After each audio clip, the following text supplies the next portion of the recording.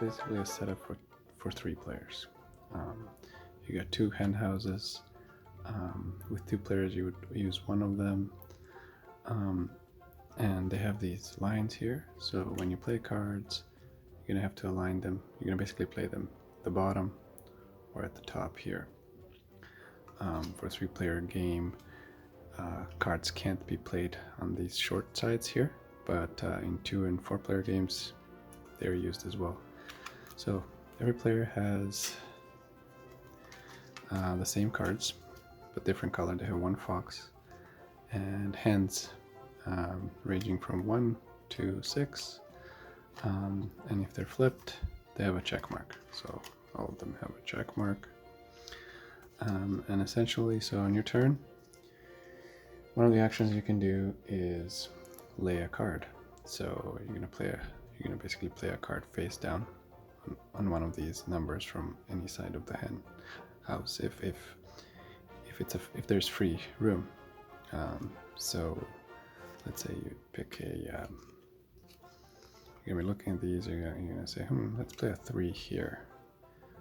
Okay, then the next player, they can also lay down a card. So let's say they go here. This player let's say they play a fox here. Nobody knows that. Nobody knows they have played a fox.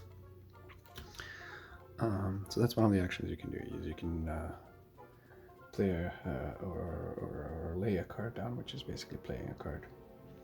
Now you can also, on your turn, you can choose to expose a card. So basically, exposing means you were essentially going to guess that somebody has a fox here.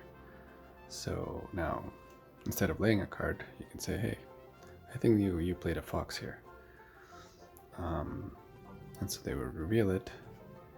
In this case, you're wrong.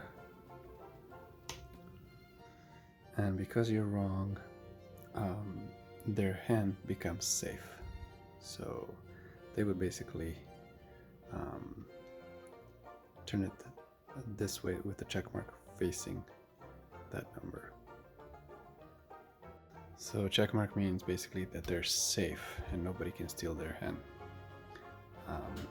So that's one of the things you can do.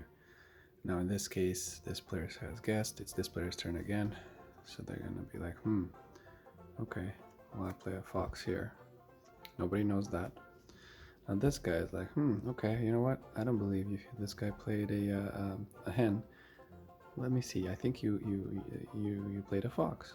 So they would reveal it. Oh, it is a fox.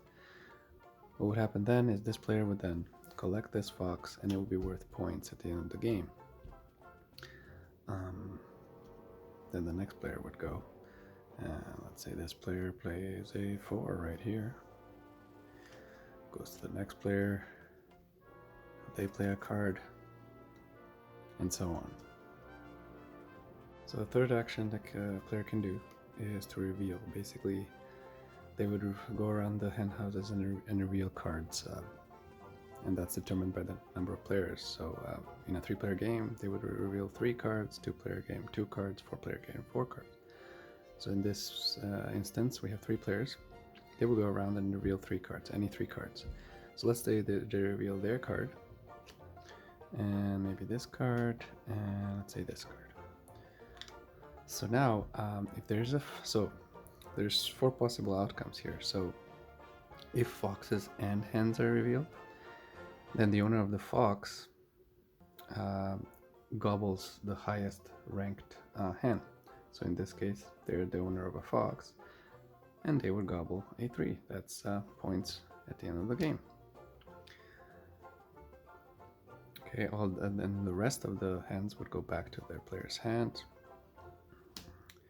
and this player would get their fox back.